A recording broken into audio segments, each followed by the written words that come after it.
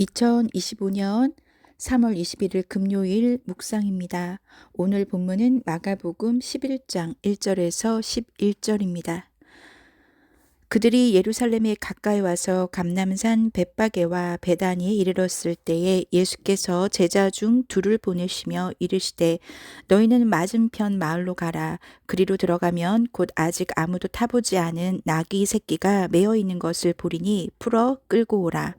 만일 누가 너희에게 왜 이렇게 하느냐 묻거든 주가 쓰시겠다 하라. 그리하면 즉시 이리로 보내리라 하시니 제자들이 가서 본즉 나귀 새끼가 문 앞 거리에 매어 있는지라 그것을 푸니 거기 서 있는 사람 중 어떤 이들이 이르되 나귀 새끼를 풀어 무엇하려느냐 하매 제자들이 예수께서 이르신 대로 말한데 이에 허락하는지라. 나귀 새끼를 예수께로 끌고 와서 자기들의 겉옷을 그 위에 얹어 놓음에 예수께서 타시니 많은 사람들은 자기들의 겉옷을 또 다른 이들은 들에서 벤 나뭇가지를 길에 펴며 앞에서 가고 뒤에서 따르는 자들이 소리 지르되 호산나 찬송하리로다 주의 이름으로 오시는 이여 찬송하리로다 오는 우리 조상 다윗의 나라여 가장 높은 곳에서 호산나 하더라. 예수께서 예루살렘에 이르러 성전에 들어가사 모든 것을 둘러보시고 때가 이미 저물매 12 제자를 데리시고 베다니에 나가시니라. 아멘. 오늘 말씀인 마가복음 11장은 예수님이 이제 고난을 당하시기 전에 예루살렘에 입성하는 모습을 그리고 있습니다. 1절에서 11절까지는 예루살렘에 입성하는 예수님의 모습이지만 그 뒤에는 이제 앞으로 예수님께서 펼쳐질 고난에 대한 얘기가 진행이 되죠. 그런데 오늘 제가 11장을 묵상하면서 예수님의 마음을 따라가 보게 됐습니다. 예수님이 하신 것을 먼저 보면 예수님이 하신 말씀과 예수님께서 하신 그런 행동들을 보면 먼저 1절에서 제자들을 보내시죠.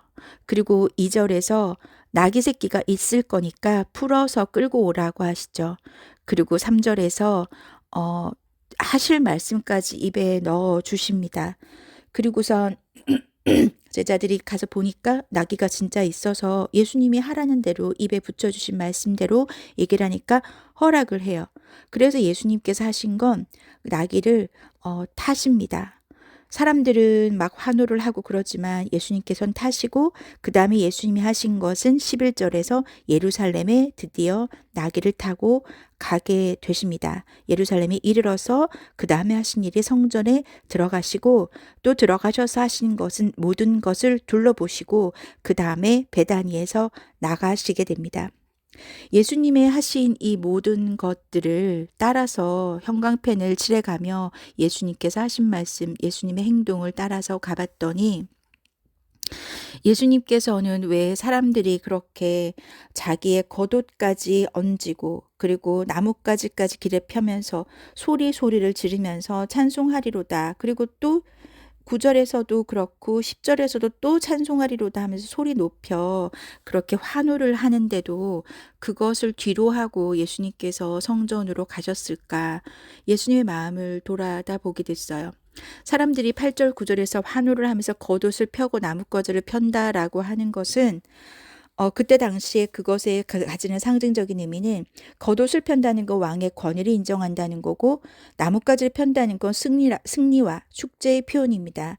우리가 옛날에 고대 그리스 시절에 나뭇가지를 머리에 이렇게 면류관을 이렇게 해가지고 나뭇잎을 이렇게 승리하거나 축제를 할 때 표현을 하는 거죠. 그 나뭇가지를 편다는 건 예수님께서 예루살렘에 오셔서 정말 자기들을 구원해 주시고 그렇게 로마의 압제에서 이 예수님이야말로 우리들을 다 해방시켜 줄 거라고 하는 그것에 대한 기대가 포함되어 있는 거죠.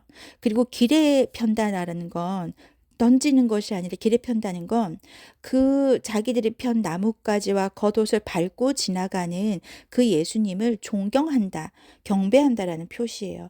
그리고 그렇게 군중들이 자발적으로 막 이렇게 참여하면서 그랬다는 건 메시아가 오신 것에 대한 환영의 열정을 표현한 거죠.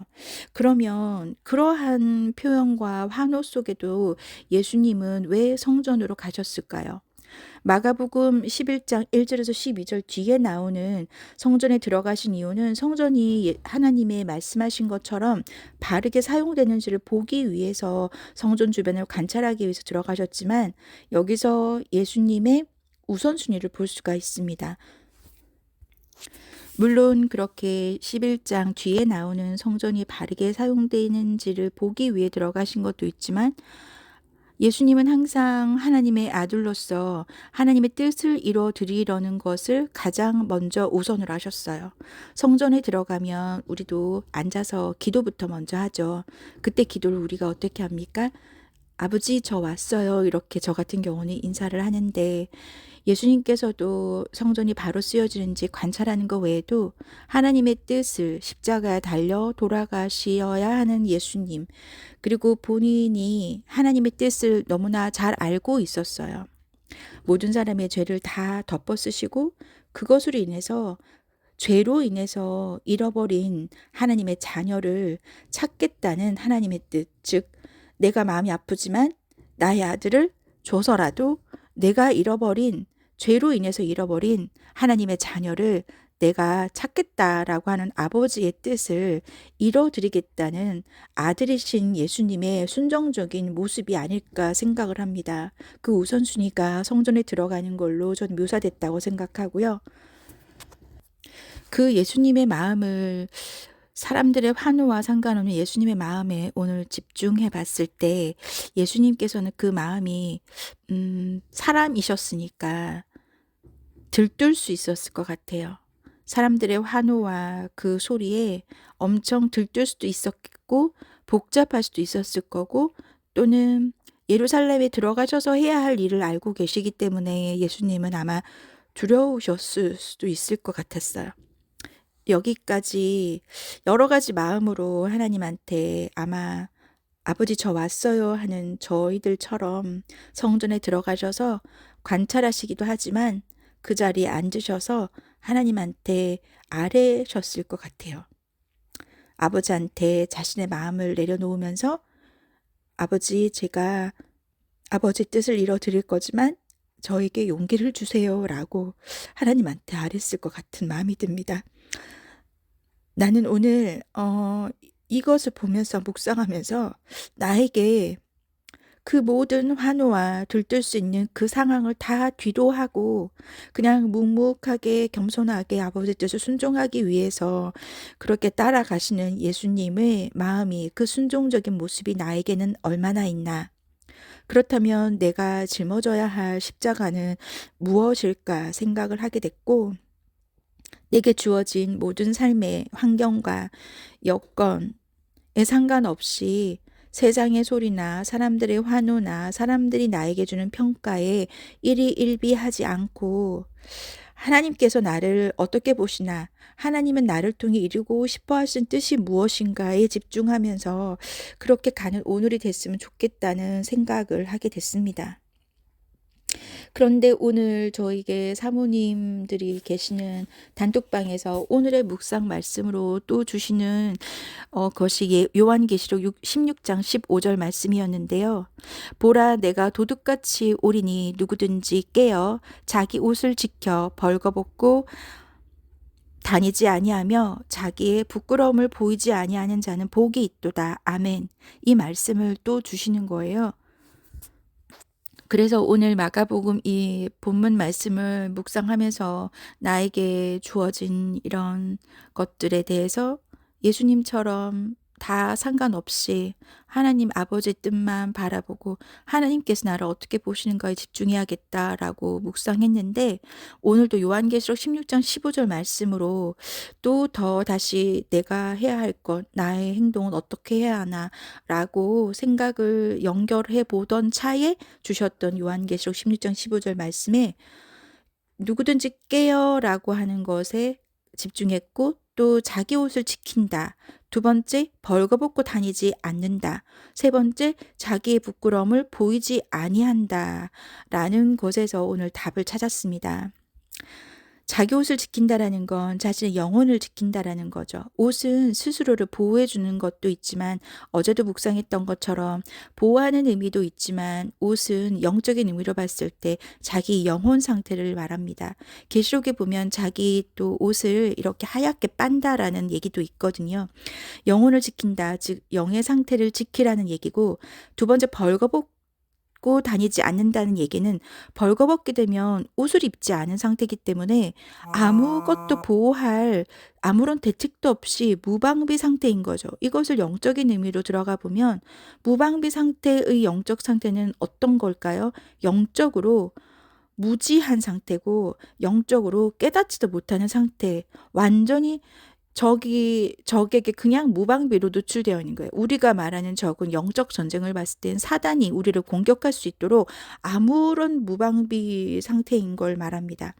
자, 그렇다면 세 번째, 자기의 부끄러움을 보이지 아니하는 자라고 하는 건 대신 입게 될 영혼의 옷, 즉 하나님께서 기뻐하실 흰 옷, 깨끗한 옷, 그것으로 다시 영혼의 옷을 입는다는 거고, 잘 싸고 있고 잘 덮여 있으면 부끄러움을 보이지 않게 되죠. 내가 상처가 있거나 내가 보이고 싶지 않은 무언가가 있을 때 옷을 잘 덮고 있으면 내 피부에 있는 흉터를 보이지 않게 됩니다. 그 말은 영적으로 봤을 때 하나님의 사랑으로 가득 내 말씀 안에 차면, 말씀이 내 마음에 영혼에 가득 차 있으면 부끄러움을 보이지 않게 돼요. 내가 부끄럽다는 걸 내가 인지한다는 거고, 인지한다라는 건 나를 객관적으로 볼 수 있다라는 건데, 그것을 보이지 않기 위한 가장 좋은 방법은 말씀으로 또 하나님의 사랑으로 내 영혼이 가득 차 있으면 이것을 보이지 않게 될 수 있는 거예요. 그런 자에게 주시는 하나님의 반응은 복이 있도다라고 말씀하십니다. 오늘 마가복음 본문과 요한계시록 16장 15절 말씀에 연결해서 하나님께서 나에게 오늘 이렇게 하라라고 하신 명령이 바로 이거네요. 하나님의 사랑 안에서, 하나님의 말씀 안에서 내 영혼이 가득 차야지 하나님께서 나를 어떻게 보시나라는 것에 집중할 수 있고, 사람들이 말하는 것, 나의 환경과 여건에 집중하지 않게 되는 예수님의 그 순종적 모습이 나에게 있게 될 거라는 하나님의 응답으로 저는 받았습니다. 오늘 우리에게 이런 모습이 있으면 정말 좋겠습니다. 그렇게 있기를 예수님의 이름으로 축복합니다. 기도하겠습니다. 하나님, 오늘 이렇게 말씀을 연결하여 제가 가진 질문에 내가 어떻게 하면 예수님이 짊어진 그 순종적 모습으로 나에게 주신 십자가를 질 수 있을까 했을 때, 하나님 요한계시록 16장 15절 말씀으로 또한 응답 주시니 감사합니다. 아버지 하나님, 제가 하나님이 주시는 이 말씀의 깨달음을 매일매일 느끼게 하시고, 하나님과 연결되어니 이 커넥팅이 절대 끊어지지 않도록 주님, 저를 돌봐주시고 이 묵상을 듣는 자들을 하나님께서 축복하여 주시옵소서. 우리가 하나님과 연결되어진 이 끈이 놓쳐지지 않아야 아버지, 우리가 말씀 충만, 성령 충만할 수 있습니다. 성령 충만을 바라지만 그것이 무엇을 의미하는지 깨닫지 못하는 자들도 있으니, 하나님 성령 충만이 곧 말씀 충만이며, 말씀이 충만하여 하나님 사랑이 가득 내 안에 찼을 때 하나님 매일이 쉬지 않고 기도하는 삶이 연결될 것을 깨달아 알게 하시고, 아는 것으로 그치지 않게 하시고, 하나님께 수시로 말 걸며 아버지와 동행하는 올 하루가 될 수 있도록 주님 도와주시옵소서. 감사드리며 예수님 이름으로 기도드립니다. 아멘.